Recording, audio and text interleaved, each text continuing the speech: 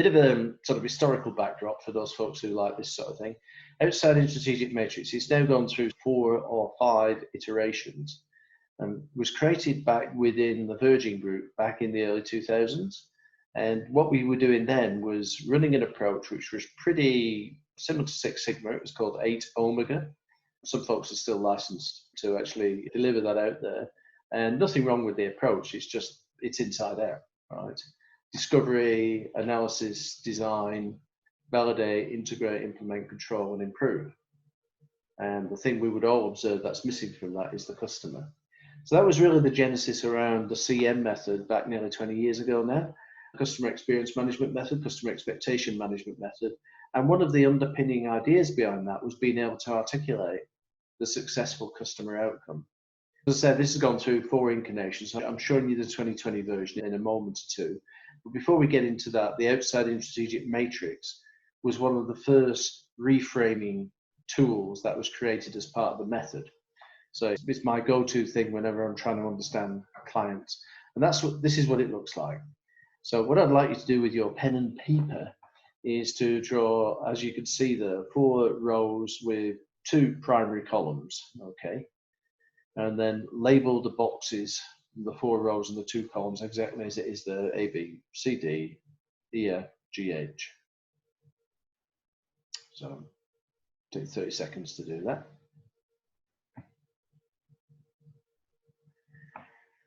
While you're doing that, just to talk a little bit about what this perspective is about, it's allowing people to move from a classic process view of the world to a customer experience view. So as I said, frequently process is bounded like that, quite narrow, and the customer experience is bounded like that.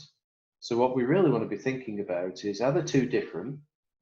Given Mr. Jobs said, no, the customer experience is the process. If we can acknowledge this, what does this look like? And how can it inform the way we might engineer process in terms of our organizations now?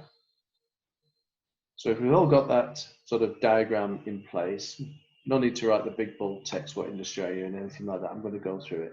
And the example I'm going to use is from the airline industry. So I'll try not to badmouth too many airline players in this little case study, but honestly, I can't avoid doing it sometimes, and those folks know who they are. So there's nobody here in the airline industry, so there's nobody going to go away battered and bruised from today. So the first question we're going to ask, and I want you, as I'm going to talk this example through, I want you to do this for yourself. And we're going to start off with box A. So what industry are you in? So if Ali's going off working in the banking sector quite soon, so it would not be unnatural. Ali, what industry would you say banks are in? Financial services would be the traditional view. I'm sorry, mate, you seem to be muted there.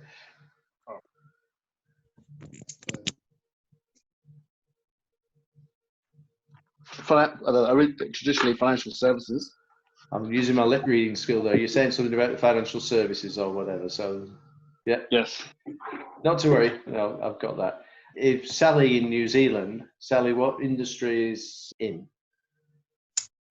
So defence as a whole, or my particular piece?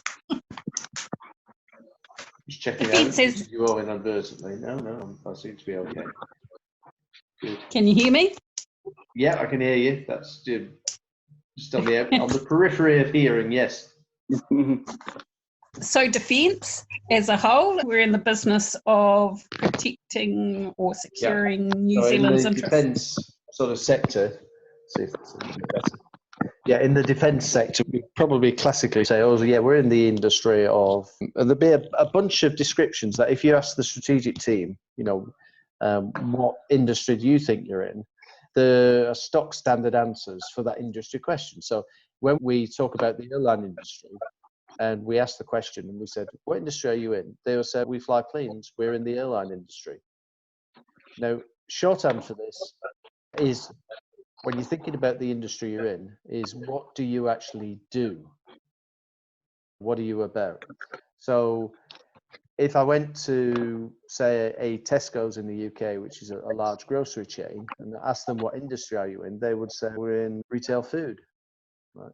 And not naturally, you'd think you're going to go and benchmark yourself against other people who are in that space to see how they're performing. And we'll come on to that in a little while. So the answer is we fly planes. What I want you to do is think about your situation. Ali, I think you're unmuted now, so could you perhaps mute yourself again? We've got a bit of an echo happening there, which, oh, yep, fantastic, thank you. In the airline industry, we fly planes, we're in the airline industry. It's not a trick question, this. So think about your situation and think about an organization that you know and love, perhaps one where you're working now or one where you will be working or perhaps one where you have worked, and write that in the top left-hand box as well. Okay, so there you go. I've written the airline industry in box A. And if you like, when I'm doing this, I'm thinking we're taking people on baby steps to reframe them from process thinking to customer experience thinking. The second question, again, a fairly natural one, where does the process start and end at the moment?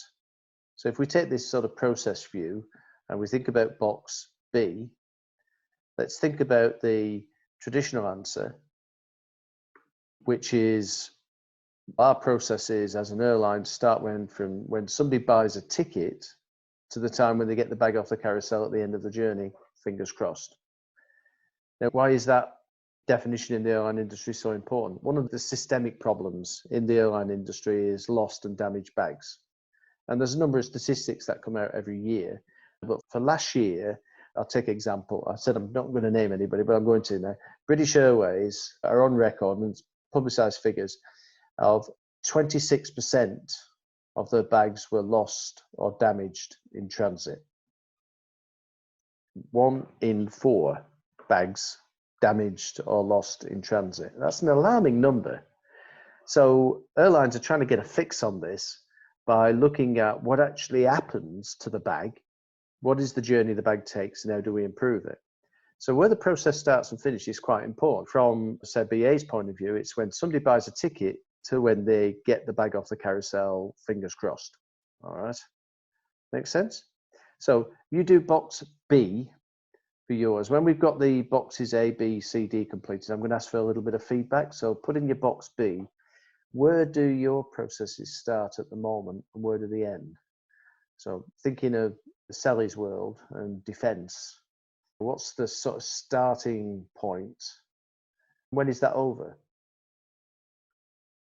What would that be?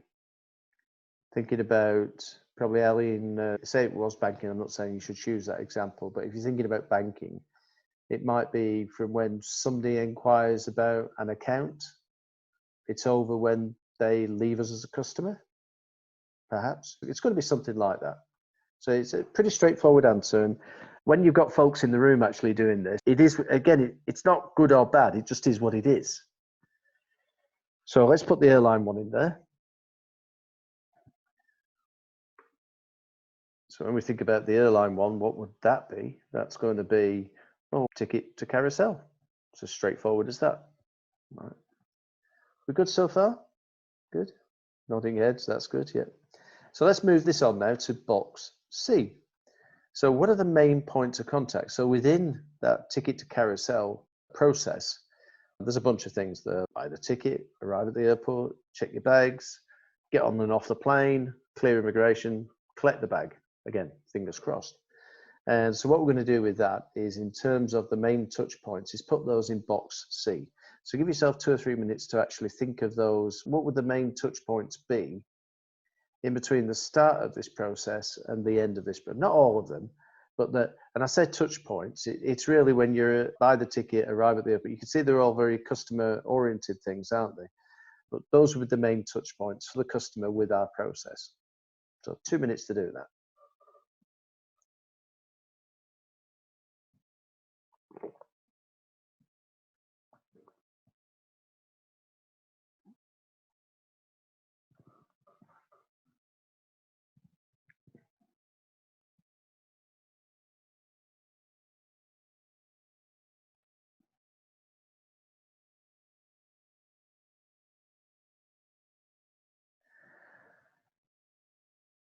Okay. And some people, when you're doing this, they'll come up with 10, some people come up with 2. I tend to think about it doesn't matter on whatever process you're looking at. There's probably some key headline things, and there's usually 5 or 6. 6 will give you enough granularity to work with later on. If you only got 2 or 3, you're probably dealing with people who are thinking very strategically. If you've got people who are at a real detailed level, then they'll have that 10 or 12. The way to handle these sort of techniques is to time box them. Is not to look on it as analysis paralysis and people keep writing things down. Is to, okay, guys, you've got 3 or 4 minutes, have a discussion, put it down. So if you're using this, once we've completed the 6 or 7 weeks and you're actually using it with a vengeance, bear in mind, it's not an analytical exercise, it's a time boxed exercise. And as some of you, I have a phrase whenever we're doing this sort of work, is to understand when you're ready to move on, you have to answer the question, how much do we need to know we know enough? And then move on. So it's not about 5 levels of decomposition of our processes. It's not about understanding the nano detail here. It's about knowing enough that we know enough we can move on. Simple as that, really. Okay, let's move on. So to box D. Now, in the context of the airline again, what does success actually look like? What do we mean by that? Success is usually in the numbers. It's usually in the metrics by which we govern our behavior across the organization.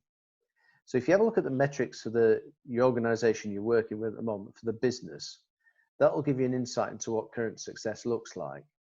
So I'll give you another example besides the airline industry. If I was thinking about program management, project management, there's the old classic measures that have you coming on time, to budget, and achieve the deliverables.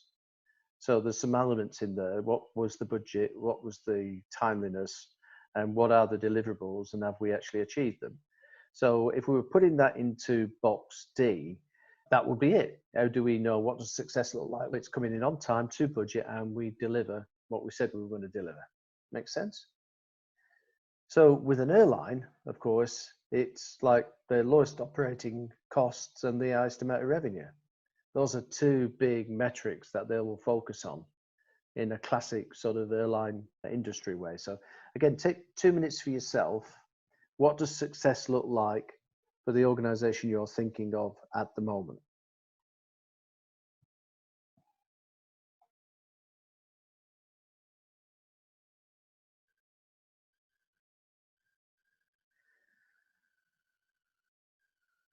So you can see with this overall technique, it's not sort of rocket science or brain surgery. It's pretty much you get anybody in the room. They don't have to understand process or customer experience or any method as such. They just have to be able to answer these questions. And you do get some surprising answers, but it's one of those sort of framing things. It will tell you about where the focus is. So going to that example that Lyle was sharing earlier on in the public administration, public services space, is people will very much define themselves by the silo or the function that they're in, the department that they're working for, the divisional objectives. It's all very much that pyramidal pin factory mindset thing. One of the ways of helping to shift that is, first of all, to acknowledge there is that view and capture it without passing any judgment of whether it's good or bad.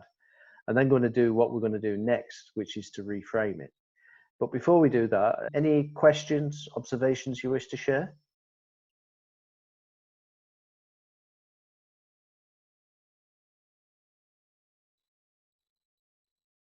I guess, yeah, I guess I'm thinking about it. Sorry, you go ahead, Alistair. Okay. So I was thinking about the banks. If we took a mortgage, I'm thinking about the mortgage example there, where you might think about mortgage applications through to actually provisioning the home loan. But I think the bigger process metric I guess they look at is customer loyalty on my bank customers. They know that within that first 9 months, if they get the home loan, then if they can get 2 other products in, they have this received wisdom that classifies that customer as a my bank customer, which means that they see that bank as their main bank. In these days of less loyalty, and certainly the banks don't help themselves with that. Yeah, it's interesting to think about that process as to, is it just the mortgage, or is it then the on-sell and the upsell to get to this metric of my bank? And of course, that metric doesn't necessarily really indicate loyalty. It just says that customer may be very transient and move the money. And the volatility in a marketplace at the moment, like you and I as customers, we're now able to access information like never before. So it's fairly easy for us to actually have a savings product, perhaps an home loan, perhaps a current account, but hey, I'm not getting the service there. You can just switch like that. You're not, and yet you'll still see certain banks being punitive about preventing people from switching, as if you're going to keep the loyalty even longer if you prevent them by being punitive. But of course, that just builds up that groundswell, which is given half a chance. I'm going to move when I get a chance. So, Sally, you were going to say something? Yeah, I probably took too hard a process, but I thought about what do we do? The start of the process is when the threat occurs, and then it finishes once we've mitigated it. But actually, we do things before that, preparing for potential threats, and then things afterwards. But so I just took it from the threat occurs until the mission's complete and the risk is being mitigated. But then I had some when we did the process steps, not the steps, but what was that piece called? Column C. Yep. Because it's not always obvious or we're directly interacting with the customer, I wasn't sure whether I was getting the right level of steps in there. So I had things like we do some mission response options, and then the government agrees on an option, and then we prepare, make sure we've got all the people, and we deploy, and then we execute the mission, and then we come back to lessons learned and stuff like that. That's good. Yeah. So I'm not quite sure whether it works in this case or not. And then when I thought about what the success looks like, obviously the threat's been mitigated, but we've also able to sustain our preparations for the next threat, or we'll be able to do multiple things at once. So I'm not quite sure whether I've got that level of success. Yeah, and that ambiguity frequently comes when you're asking these questions, and having a bunch of people in the room when you ask these questions is, again, realizing that these different perceptions tell you why sometimes we're doing things which are counterproductive and not aligned to delivering our mutual success. The other thing I'd say at this stage as well, and it perhaps helps, remember the F1 example in week 1, and we said, who is the customer here? And we said, it's the guy in the car for the people who are changing the wheels. But the customer's customer, the guy in the car, his customer is the fan. So the neat thing about the outside-in strategic matrix, it's completely scalable. So you could be doing this as an IT function, for instance, and you're looking at your internal customers and you're defining in exactly the same way. So it's not predicated on the idea that it must always be the external customer. And to your point as well, Sally, is often going through these steps and stages will actually challenge who the real customer is. Who are we serving? Are we an internal function just serving another internal function who's serving another internal function? And one of the observations at the moment is, we touched on it in week 1, is we used to define businesses like business to business, B2B, or business to consumer, and so on like that. But there really isn't that anymore. It doesn't matter what you're doing. So in defense, looking after citizens and things, you can define things as B2C. Ultimately, there is an external customer, that's the recipient, but it's the external customer which drives the whole revenue for the complete organization. So for defense, Sally's would be taxation systems in New Zealand. For banking, it would be the people who are taking out products with us, right? And they're paying interest on loans and paying interest on overdrafts and things like, hopefully not at the moment, but they will ultimately get back into that way of doing things. In the airline industry, the ultimate customer is the person who actually buys the ticket. That funds the whole supply chain, if you want to think of it in that way. Anybody else, any other observations on the OISM? Oh, just a comment perhaps about the success measures for Sally's example. Would defense measure things like, or keep an eye on, planned versus actual number of people in the field and their cost? Maybe the number and type of equipment that was used in mitigating the threat, and whether its usage incurred more cost than planned. Maybe things like that, if one's just looking at a process view within the start and end of threat raised to threat mitigated, what success looks like for that part of the story might be broken down by those measures if they're interesting to the organization. Yeah, you could do that. And again, that would be depending on who have we got in the room? And I like to bound everything that we're doing with what's the objective we're trying to do by asking these questions.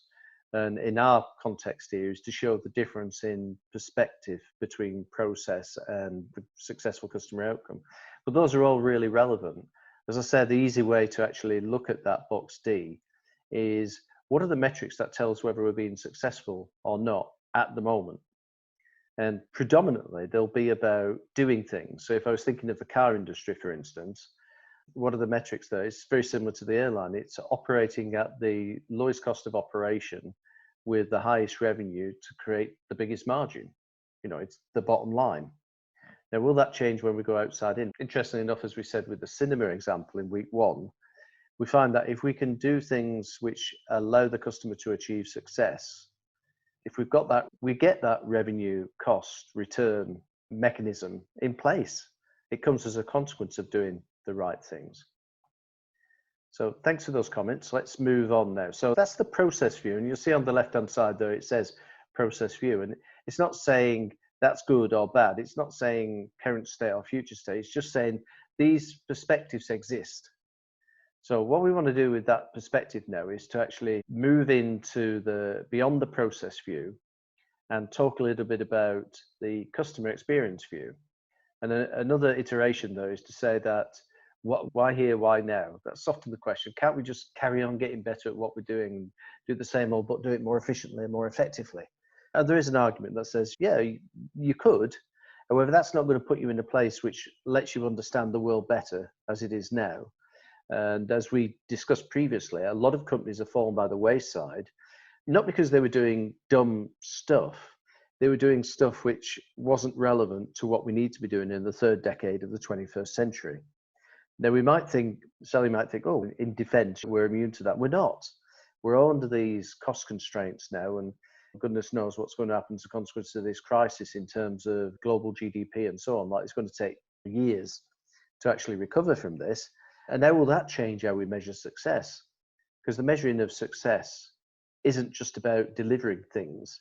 It's about achieving an outcome which is desirable either for an organization, for an individual, whatever it is. So the other area I use this as well, as you guys know, I'm a sort of a therapist, but you're reframing yourself.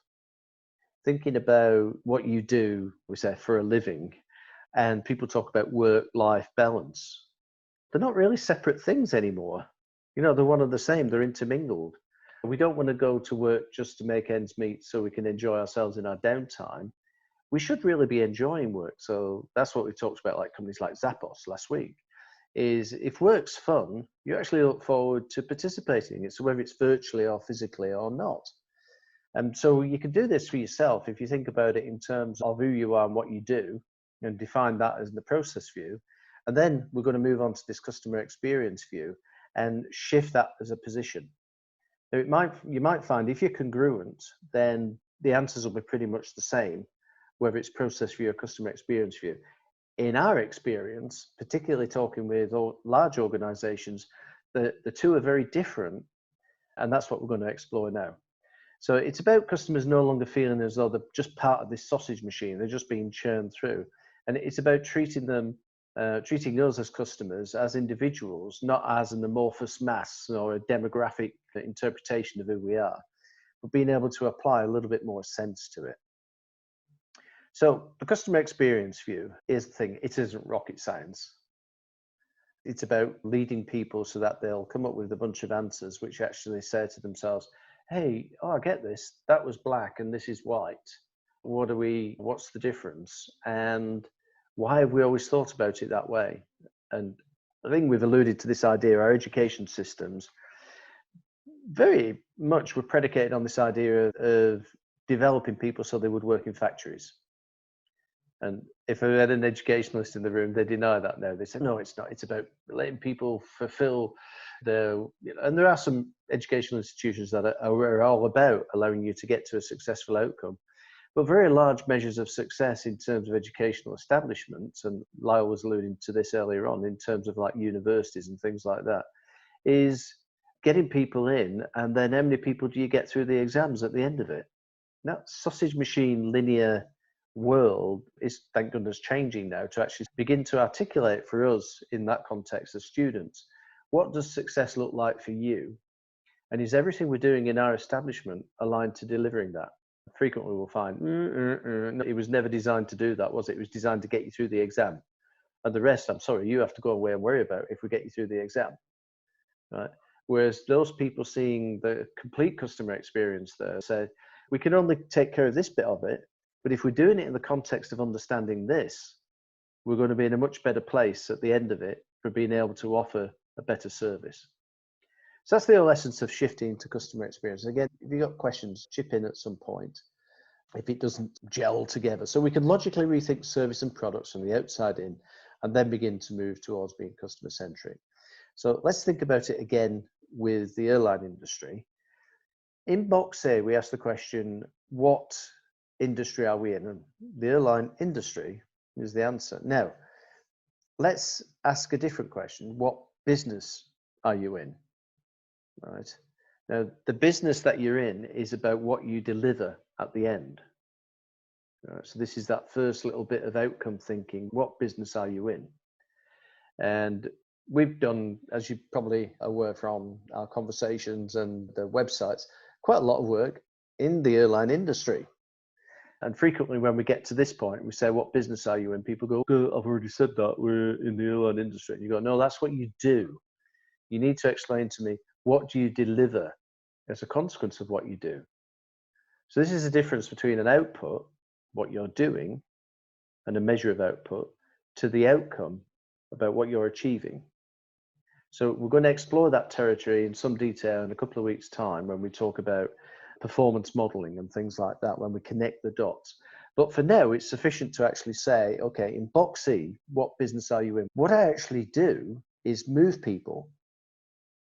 Southwest Airlines would say that's about moving people both physically and emotionally. So we're in the business of moving people. And immediately you start thinking that way, you think, oh, okay, so we wouldn't benchmark ourselves against other people in the airline industry. If we were to contrast ourselves, we ought to look for other people who are really good at moving people. And so all of a sudden that opens the doors to, I wonder how, say for instance, Otis lifts do that. I know mechanistically how they do it, but in terms of the business of moving people, what's their onboarding process? How do they get people to use our products and services? And as bizarre as that sounds, is if you're, say, Otis lifts or Otis elevators for those folks in the States, is your business comes from selling those systems to people who are putting up big tower blocks and big office blocks and so on. That perhaps less so in the future now as we begin to change the dynamic of the way we work, but historically that's the way it's been done. And if I was an architect and a builder and I wanted to build this big office block, I'm really interested in being able to move people about the building. We're doing it in such a way that I minimize the amount of floor space because the rest of it I want to get rent from. Therefore, in a competitive environment, if you're Otis lifts / elevators, you want to be looking at technologies which are not just about taking up huge amounts of space in the lobby, but having smart systems which can allow people to navigate around the building in a more meaningful way. Does that make sense? So if I was thinking about the business of moving people, it's different to just being an airline. So in this context, the guys said, oh yeah, we're in the business of moving people.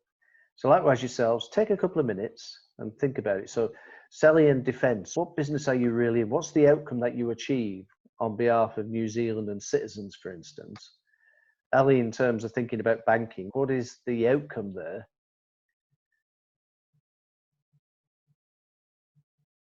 What would that be? So just take 2 minutes and write your own versions down in box E.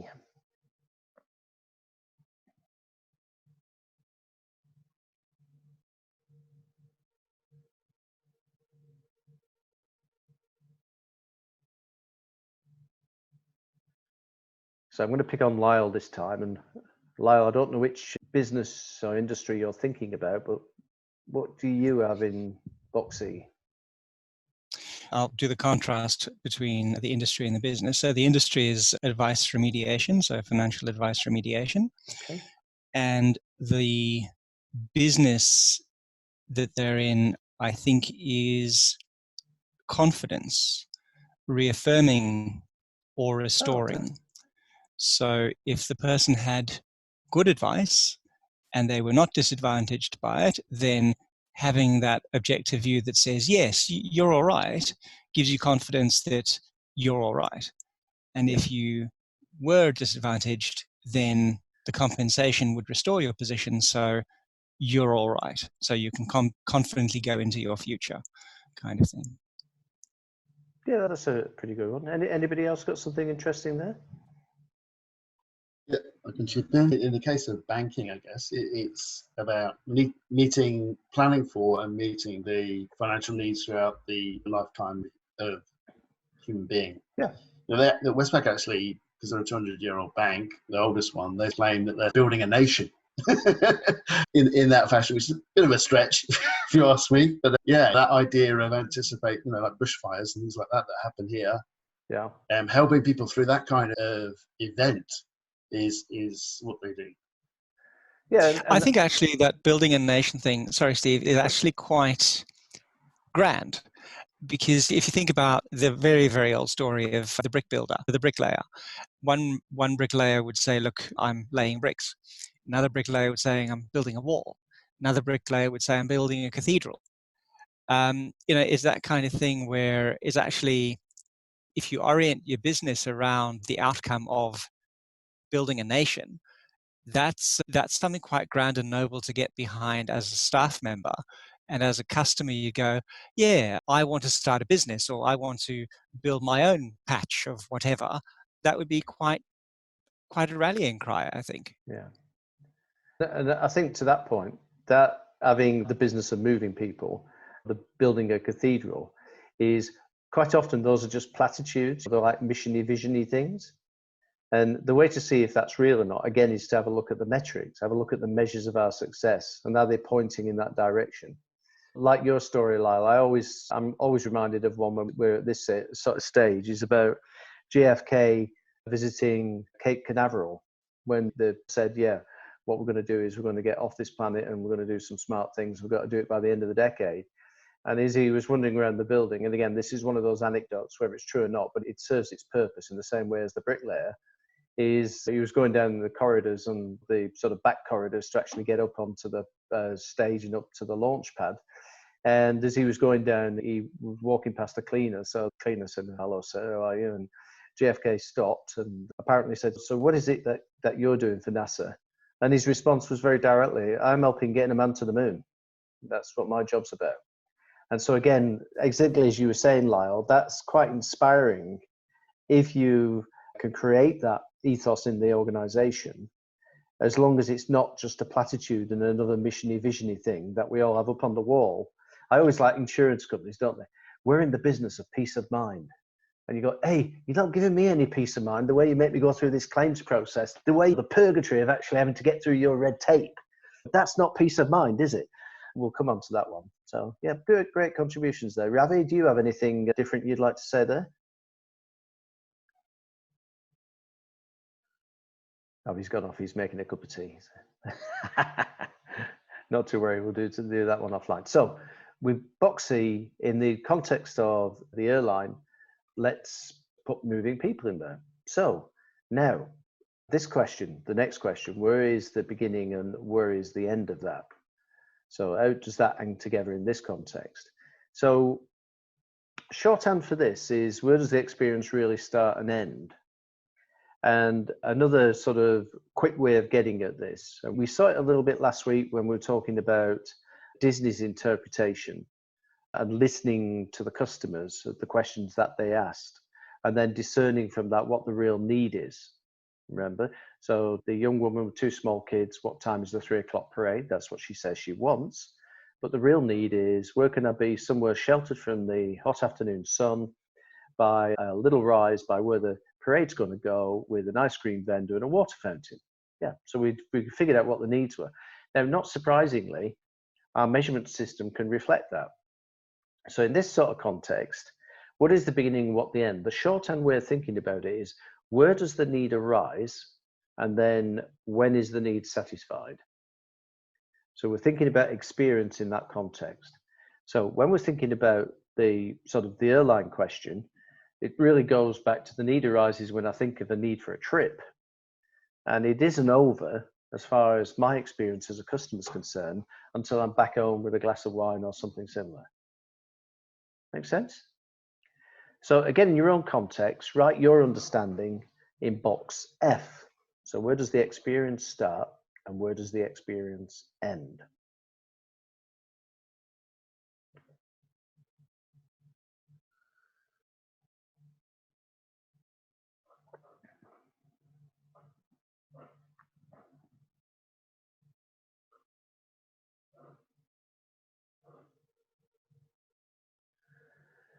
Okay, so you should have 2 points, which are a little bit further out than our original process points. And some people start to panic here. They go, yeah, but I don't have the remit to fix all this. And you go, no, it's not about that. It's about understanding that everything that you're doing is in the context of that. And you shouldn't be doing it in isolation from that. So as we begin to deliver on this promise that the customer experience is the process, and we can begin to engineer, our starting point is the stuff we can control. Obviously, upstream and downstream is way beyond our control at the moment, potentially.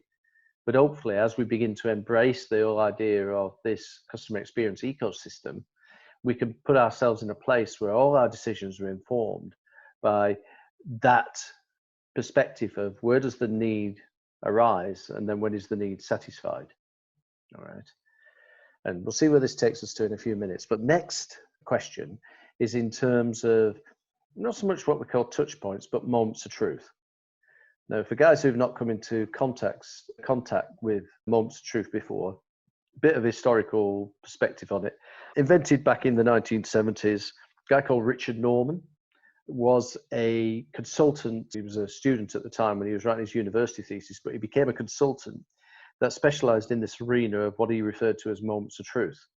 Any interaction with a customer is a moment of truth. Now, recall what we were saying a few minutes ago, this is completely scalable.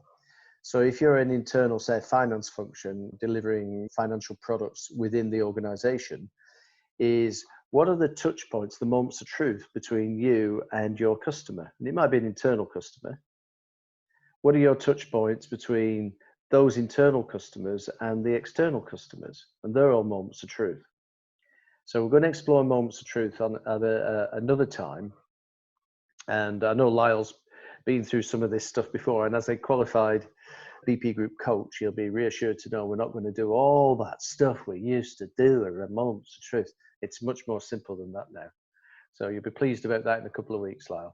But the idea of moments of truth was taken from Richard Norman by a guy called Jan Carlson, who was another Scandinavian, who was president of Scandinavian Airlines. And what he did was identify how many interactions, how many moments of truth are we having with the customers every day? And of those moments of truth, what are moments of magic? Yay, where everything goes well. And what are the moments of misery when everything fails, right? Now, what can we do, understanding those, is to eradicate the moments of misery. Not surprisingly, in doing that, they made the customer experience much better. And for a period of time, Scandinavian Airlines were the top of the sort of league in terms of European airlines. Jan Carlson subsequently went off, wrote a book called Moments of Truth, and a lot of people thought he was the inventor of it, but he wasn't. They actually have in Sweden the annual Richard Norman Day. So just in the same sort of way that we might have had a public holiday yesterday to celebrate recently the Easter, you know, what's happening next week? Oh yeah, we're not in on Monday, it's Richard Norman Day. And you go, who the hell's Richard Norman? You go, he's the Moments of Truth man. So around the rest of the world, everybody thinks it was Jan Carlson, but it wasn't. So as there's an observation there, Bain & Co. were conducting some research that suggested upwards of 70% of moments of truth occur before contact with the service or product provider. So what does that mean? So say, Ali, going into banking, is by the time somebody arrives to apply for a loan, we've probably spent, as a customer, quite a bit of time doing our research about what products are like, who's the best provider, who's going to be easiest to do business with, and all those other sort of things. So if you think about the process and the customer experience, if 70% of it is out here, only 30% inside the process, then we really should be tasked with thinking about the context of the larger picture, because otherwise we're hostage to fortune of everybody else who's already beginning to do that.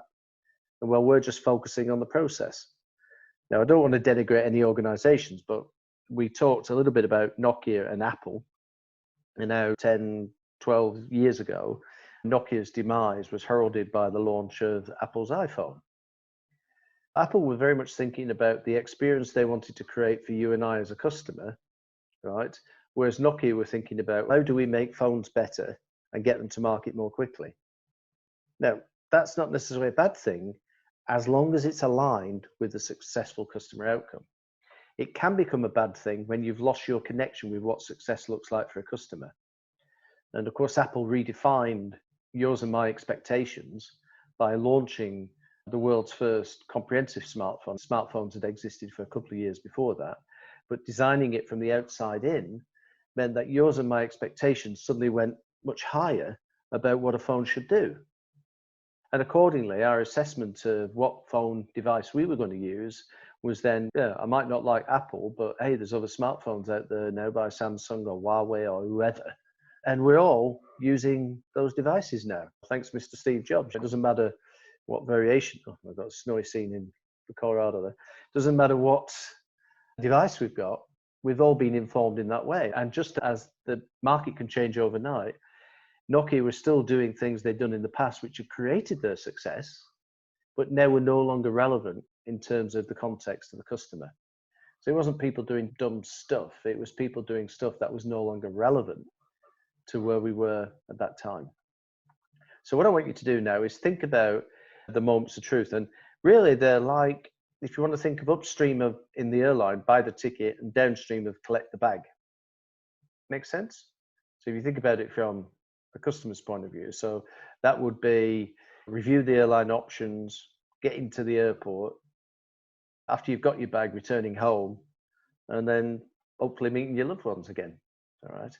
So the process will be embedded within that, but you've got some things which are upstream and downstream. So write those things down for yourselves.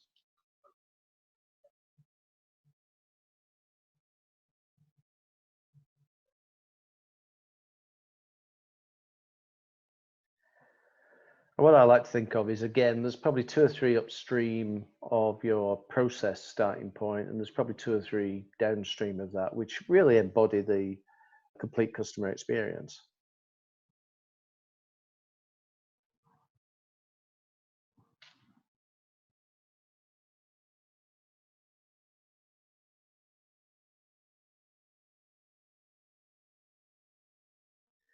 And when we go offline with this week and next, revisit some of these questions and try it from a different organization's perspective, somewhere where you're a customer and you're receiving service.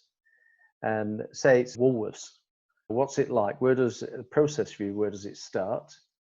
And where does it end? And what is the sort of the experience all about? What would that be?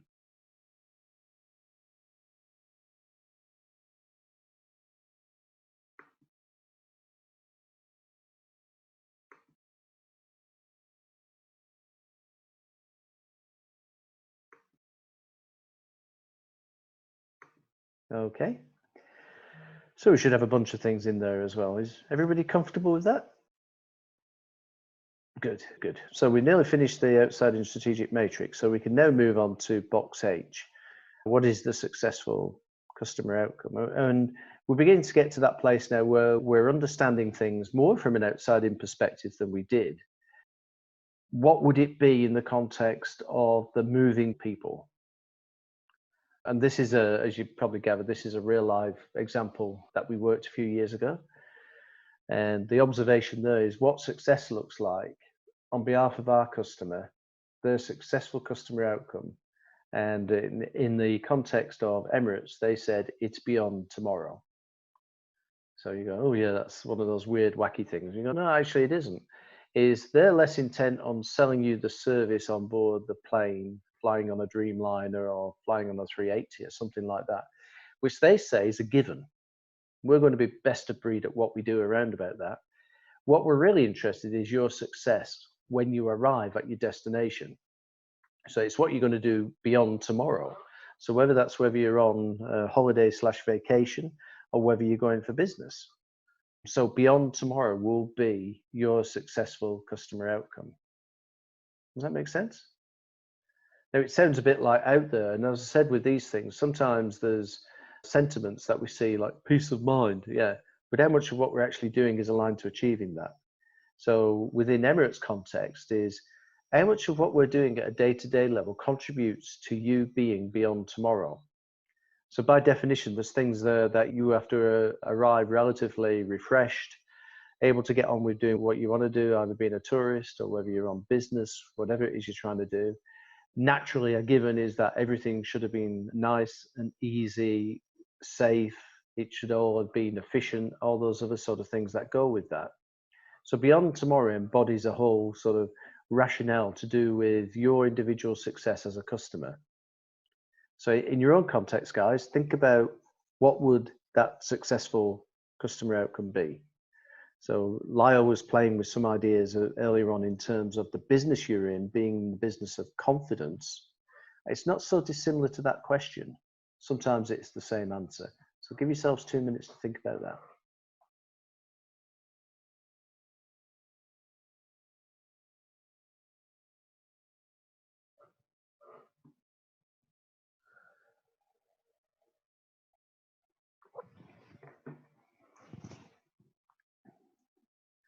Okay, would anybody like to share their magnificence? What have they actually got? So Ali, would you like to kick us off on that?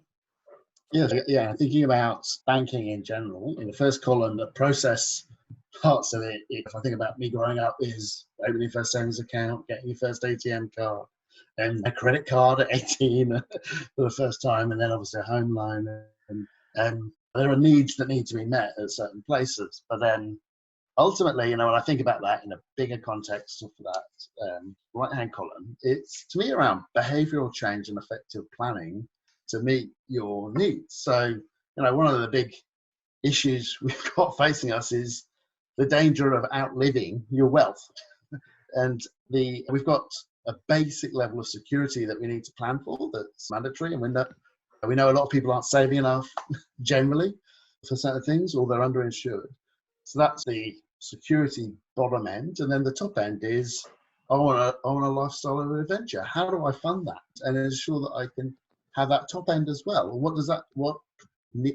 How do I meet those needs and milestones to make that possible for me? Yeah. And interesting you touch on that. A lot of banks are very product centric. What products have we got? Whereas actually moving to being customer centric is meeting that lifestyle need and not just chucking another product at somebody because you go, oh, by the way, you're going to run out of money when you get to 85 if you live that long. Yeah. And what are you going to do about that? And rather than fear, uncertainty and doubt, is actually building with your customers this idea that you may be thinking this way now and we can help you with that. And here's a service that, and it's like this whole freemium idea is let's give you some counsel and advice and let the customer make the informed choices. That's exactly right. Financial literacy is a big gap, right? And but one of the banks here gets a lot of criticism for its in-school account thing as sort of a rather insidious way of getting customers. But I partly agree with it. We want them to learn to save, but actually having people at a young age educated about the danger of credit cards and the consequences of things, that's a big gap that they should be filling, if you know what I mean. Yeah, and it is about health and well-being, isn't it? So if you're one of the banks we've worked with here in the UK, for instance, which is open 364 days a year and closes usually at 11 p.m. at night, they're all talking about health and well-being. That's the business they're in. And of course, if you're healthy and you've got well-being, then you're going to have all the right sort of products and services. Those things follow.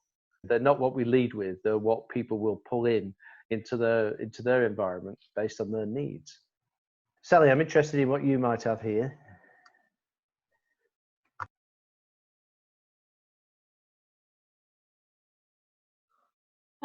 There you go. Can you hear me? Yes, we can. Yes. Yeah. So I found this quite tricky, but what I ended up with for the success for defence, or what does it look like? I went with the people that live in New Zealand as the customer, and successful customer outcome is probably the free will or freedom to live your best life. That was, yeah. But I had some difficulty with working through the moments of truth for that client, because quite often we might do things as an organisation where it's not a direct moment of truth for that client. And that's a good point, actually, Sally, because you can get what we refer to as nested moments of truth, where you'll have a big macro moment of truth, and then you break these moments of truth down. And Google have done quite a lot of work in that space over the last few years, where they've refined the science around moments of truth now to refer to things like macro in-process moments of truth, and then micro moments of truth. And in your context, you've probably got several macro ones, which are about safety, security, continuity, free will, all those sort of things, which are moments of truth because they're actual interactions that we would have in terms of informing the state about how we want to do what we are capable of doing and how we protect. But at an in-process and a micro level, citizens are not experiencing those unless there's some sort of situation developing. There's somebody doing things they shouldn't ought to be doing, some immigration issue or something like that. Those would be the in-process moments of truth. So I'm working with one defense organization in North America who will remain nameless. So we were looking at the distribution of equipment to Afghanistan. And what is the moment of truth with being able to more ably get tanks in the field compared with not being able to? Who is the customer in that context? What does success look like? And you get into, as you say, it can be quite trippy because you get into all these things. Is one anecdote one of the generals told me a few years ago now. He was bemoaning the fact that everything had changed in the last sort of 15, 20 years. Because he was saying back in the day, back in the last century, we used to have one customer for us, and that was the Soviet Union. Go figure. He said, but now we've got all these customers all over the world popping up here, there, and everywhere. And we've got to be really agile. We've got to be really flexible in our capability to actually meet their needs. I was saying, yeah, that's an interesting way of thinking about customers, the people that you deliver your products and service to. Yeah, but it may be valid. Our definition of customer might be interesting sometimes. So thanks for that, guys. Again, if you want to share any of these offline, send them to me, direct message them to me or whatever. If you want me to critique them again offline, then that's what I exist to do. And if not myself, I can ask one of our team members to have a look at them on your behalf. We might have a bit more sort of industry knowledge sometimes because we've all got different specialisms. Anybody else want to contribute what they've got at this stage? No, we're good? Fantastic, good. So let's move on. That's a big thing to get completed, OutsideIn Strategic Matrix. It's completely scalable, so you can do it at this macro level across a business. Sally, you want to say something? Oh, no, you're adjusting the camera. So you can do it at a macro level, you can do it down at a departmental level, you can do it at your own, as I said, your own individual level. And I use this in a sort of therapeutic context sometimes, is when somebody presents themselves, say, post-traumatic stress disorder. So what process are they in at the moment? Oh, I'm going through a breakdown. Where does that start and end? It started with that traumatic event and it's still going on. So what are the key interactions there? I've been to see the doctor, I'm on some medication. You get the idea. And then reframing that from an outside in. So what is it you would like to be? What would success look like to you? And then beginning to articulate that so that people can begin to work to a better outcome for themselves. And the day-to-day behaviors can then inform that achievement of the better outcome.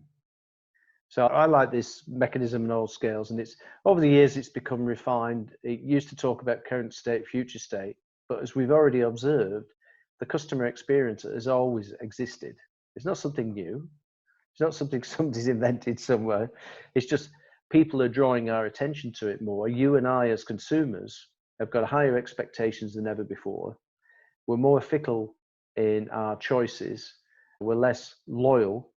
We're more promiscuous in terms of exercising those choices. So Ellie going into banking and starts talking about promiscuous customers, you get some strange looks. Where I'm coming from, though, is that people will, if they've got a choice, they'll have several products with several organizations. They're not going to be dedicated to you anymore. They are going to exercise, I can get a good savings account over there, but I get a good home loan over here, and my pension's with these guys. That's the way it's working.